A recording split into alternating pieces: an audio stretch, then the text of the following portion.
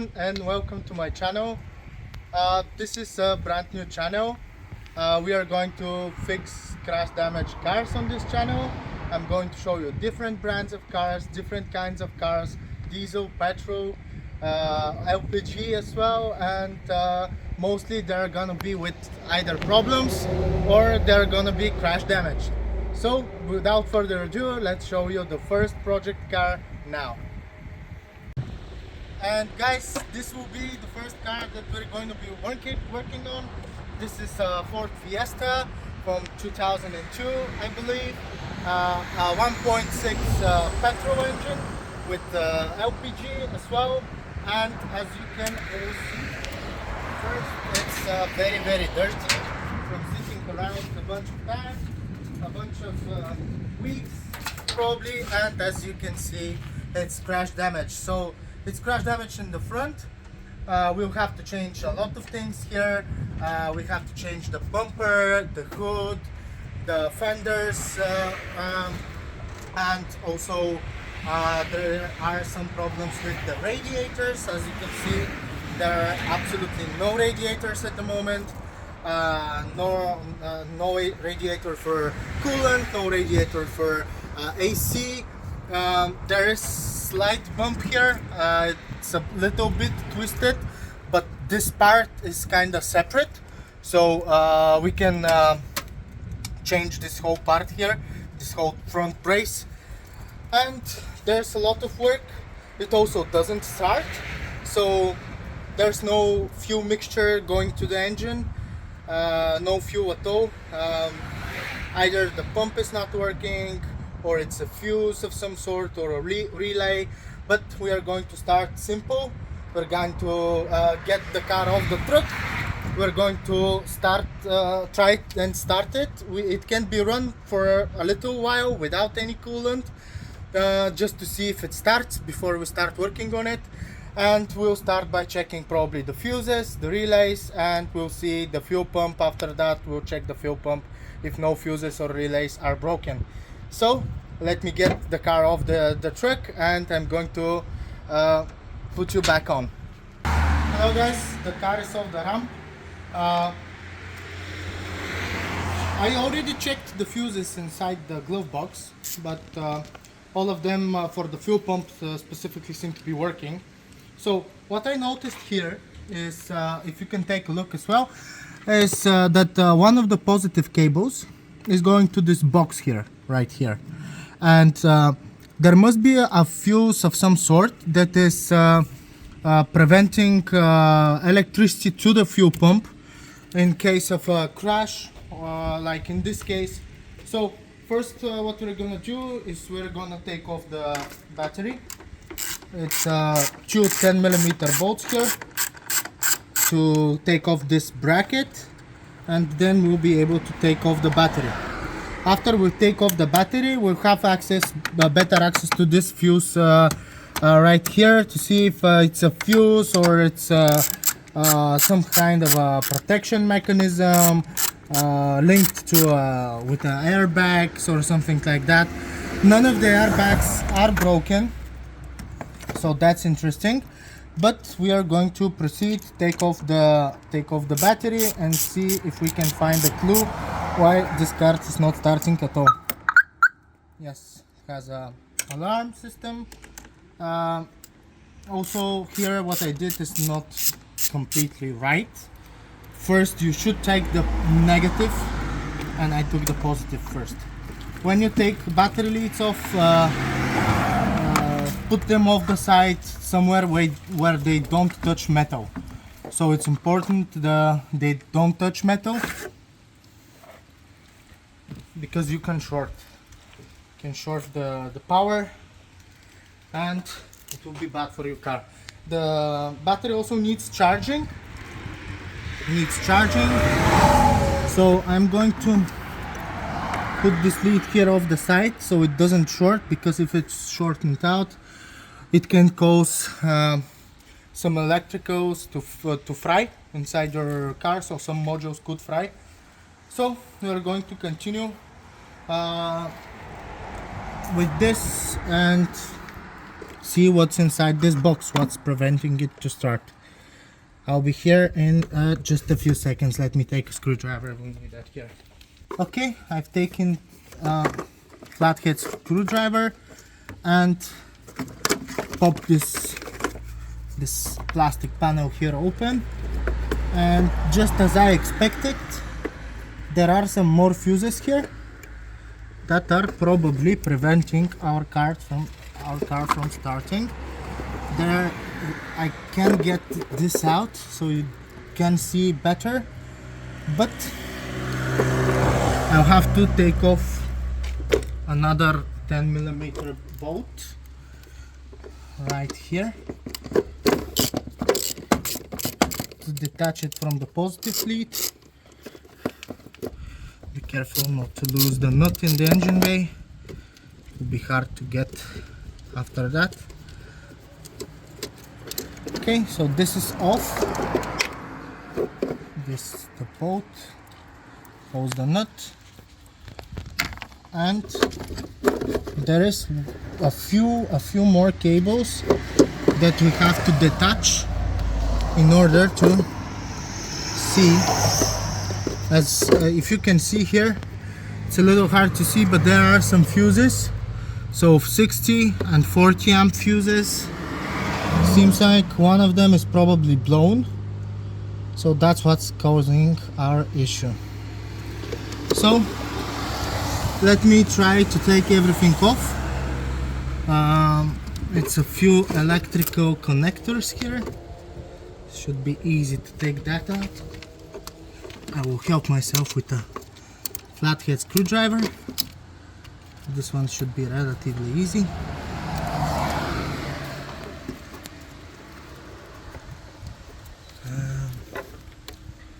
Yes, it's a little harder than what I expected.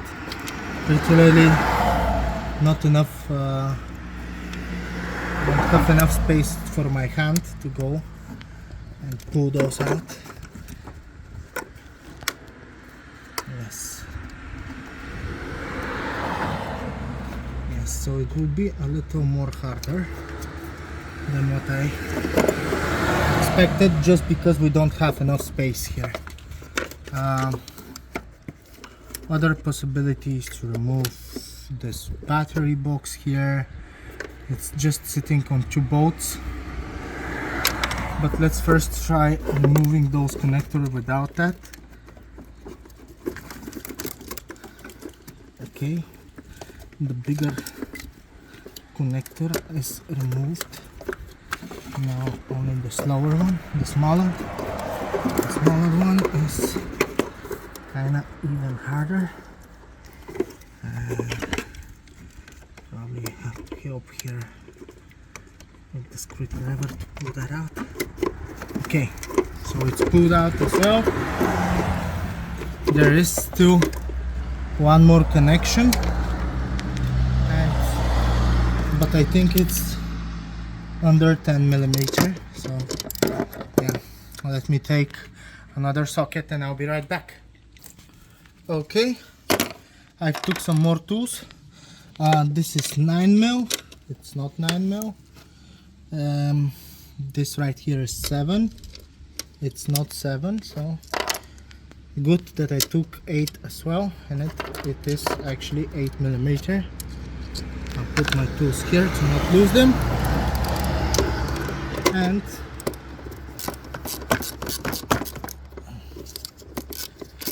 excuse me for the traffic. It's there's a lot of traffic on this specific street, so, and I lost the nut as well. Okay, that was not supposed to happen, but I lost the nut, so I'll be looking for a new one after that. Okay, let's check this out inside. Okay guys, so there's a bunch of fuses that might have been blown after the incident.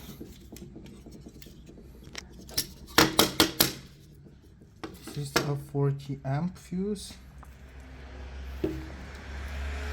and I thinking instead of unscrewing every each one of them, I'll be testing them another way with a multimeter. Hello again, guys. So in order to check all of those fuses, I will use my multimeter on the comms. This is when to make a beep when it's connected. So here I can see it's connected, makes a beep. It's a little hard with one hand. Here makes a beep. Here I don't hear any beep. I heard for a sec. Yes, it is a beep. There is a beep. Here again there is, and here there is a beep. So this means that all of those fuses are okay. You can check on the back side.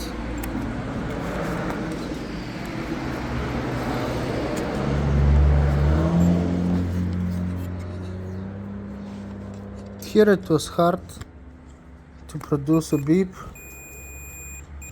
but I can do it consistently now. This must mean that all the fuses are okay. So I will try and see what else. 20 minutes later. Hello guys, so what we found out about that fuse box over there is that all the fuses are okay. How did I test that? Well, I tested that with a multimeter. This specific one is very cheap. You can find it in any store. I even left it on. I had to change the battery. That's why we are now 30 minutes later after the last recording. So here on the multimeter there's a mode for continuity, and on this mode, if you touch the leads, it will make a noise, a beeping noise. So basically I touched both ends of the fuses and I found out that all the fuses are indeed okay. Next thing I should check is the fuel pump relay. This is the fuel pump relay in the Fiesta, and we have here a diagram. And from this diagram I found out that this is left and right is power. For between this is 1, this is 2, this is 3, this is 4, this is 5. 1 and 2 are power, and where power is on between 3 and 4 there should be continuity when power is off, and when power is on there should be continuity between 3 and 5. To put power onto the relay we will use battery charger here. Excuse me guys for all the mess, all the parts. I'm working on multiple projects. I have no place to put all the parts, and I haven't cleaned here for ages, so it's all dusty. But this is my power supply. I charge batteries with it. What I did is turn that on. Here from the positive leaf we have a cable, and from the negative leaf we have another cable. You can do it with just a regular battery. It doesn't need to be a battery charger, but battery charger is 12 volts, and that's what I have currently, so I'll do that. So if you zoom here on the relay to see, we'll put positive on the relay and negative on the other part of the relay for power. Let me just do it somehow that the leads don't connect. Okay, I'll start the power supply, and when I touch it you see that it clicks. So I have to somehow, some way, can you help me a little? With one hand just touch it, and we should have continuity between here and here.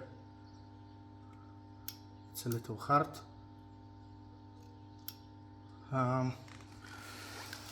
Just put it on the ground. Be careful. And we have continuity, we have a beep. So we know that now the relay is working. So the other thing that could happen is there is another relay for the ignition, and when you put the ignition on, turn the key, it powers that relay, and it powers your instrument cluster and everything inside the car. So to check if that second relay is working, I know a faster way, and this way is to probe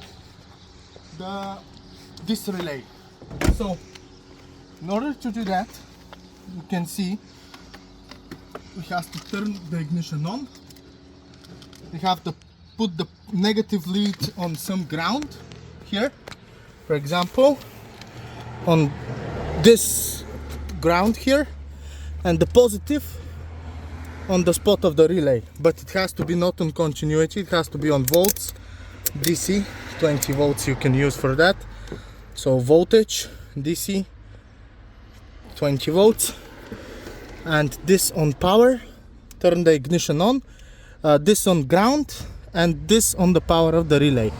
And as you can see below on the multimeter, we have 11 volts. This battery is not very good, but we have voltage.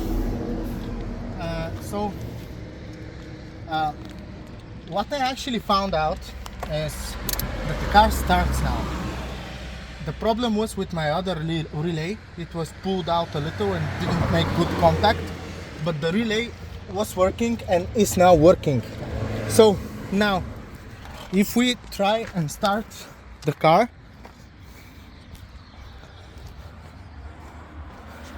ignition is already on. I'll just turn the key and the car starts.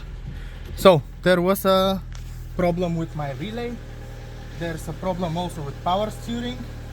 We don't have power steering. The cables, the hoses are broken, so all the fluid is out, so it doesn't have any power steering. But the engine turns on, works without a problem. We don't have coolant, so that's why I'm going to turn off the car now. We know that the car is working, and now we have to continue with fixing all the parts. We have right here some radiators. This is the AC radiator. I think that the radiator is okay. It just has a little damage over here, but I think it will be fine. If it holds any fluid, probably holds fluid. I don't see any like big hole in it. I think we'll be okay, but we'll see. We can just in case change it. It's a little bent. It will have to be bent back. This is a process that you have to be careful with. So we have that. I think that is working.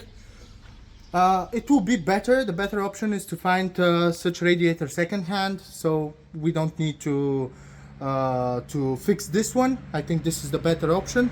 We also have here the coolant radiator. This one is definitely broken. This one doesn't hold coolant, so I think it is broken somewhere. I don't see where, but yes, here of course there's a big hole here, and this plastic part is part of the radiator, so we'll need that radiator. The fan is okay. The fan we can reuse. We also have the grill on the bumper. It's an ST1, so we'll reuse this as well. And we have the front mask that is holding both radiators. This is the front mask here. As you can see, this is very bent, very broken. This is plastic. I cannot bend it back. Even if it is bent back, it will probably break. Won't hold the radiators too well. It's broken here as well, and I think this is not an expensive part. It can be easily found second-hand for not much money. So we are definitely going to be replacing that mask. We have here the other grill with the Ford emblem. This probably we can keep, but if we do keep, we are going to definitely repaint that because it's not very good, painted very badly, and white and black paint is chipping away. So we are either change it or paint it. We also have here the front bumper. Unfortunately, this front bumper is done for. We can try and fix it, but I don't think there's a point fixing that. We'll see how a price for a front bumper is. This is an ST bumper, so it's for the Ford Fiesta ST, which is the rally variant, and it's very beautiful, much better than the normal Ford Fiesta bumper, but unfortunately it's broken. So we will try and find an ST bumper to not downgrade the car and make it as it was before. But if we are not able to find it, or it is very expensive, we're going to go for a regular bumper. But definitely this bumper is going in the bin. We also have some here plastic that is broken off from some of the parts.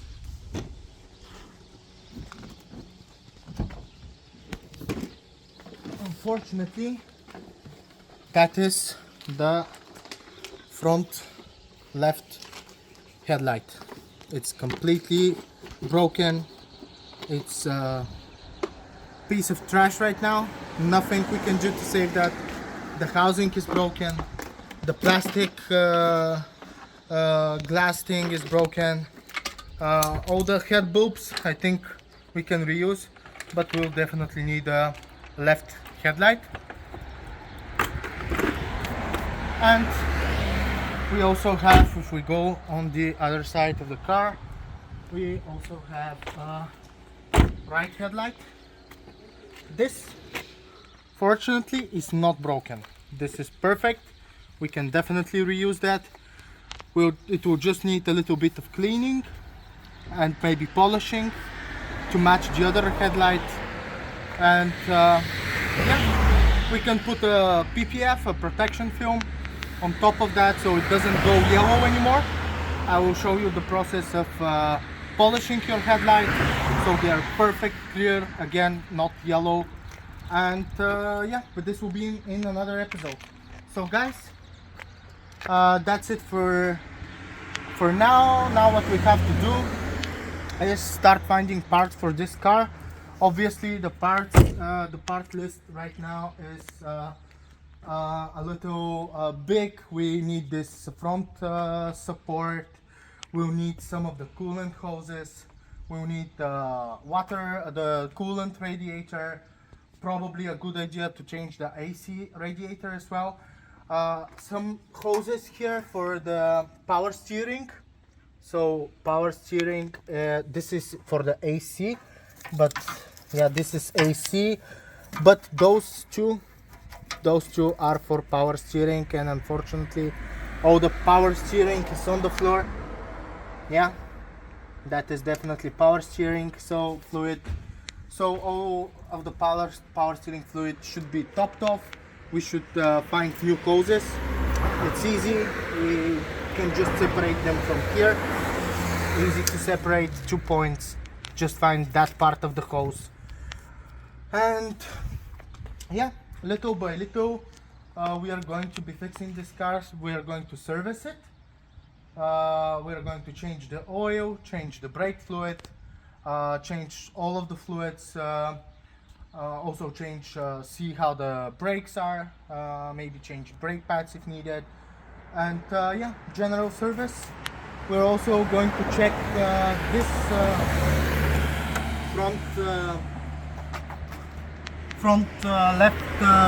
front right suspension. Definitely there may be some problems here because majority of the crash was in this part right here. So we're going to check suspension as well, just to see if there are any issues with suspension.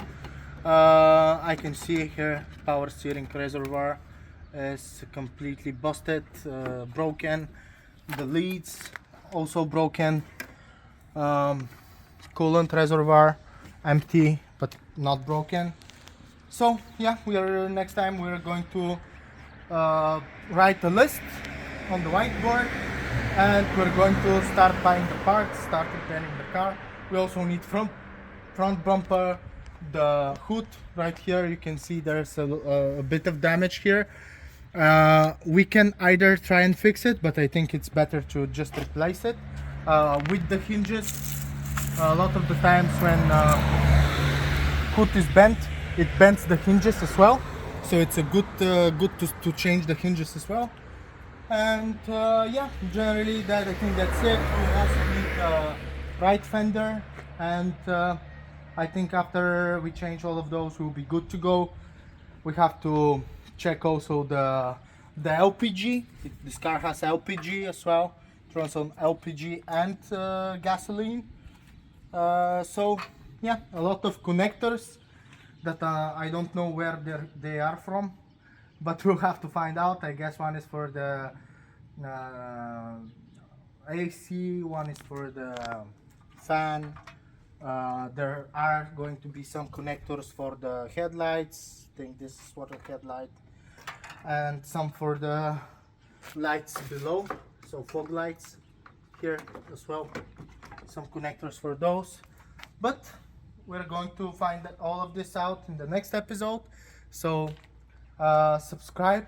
It's a new channel. You are probably not subscribed, but if you like this content, if you would like to see more cars, more projects, subscribe so you don't miss any new content. I wish you guys all the best, and see you in the next episode.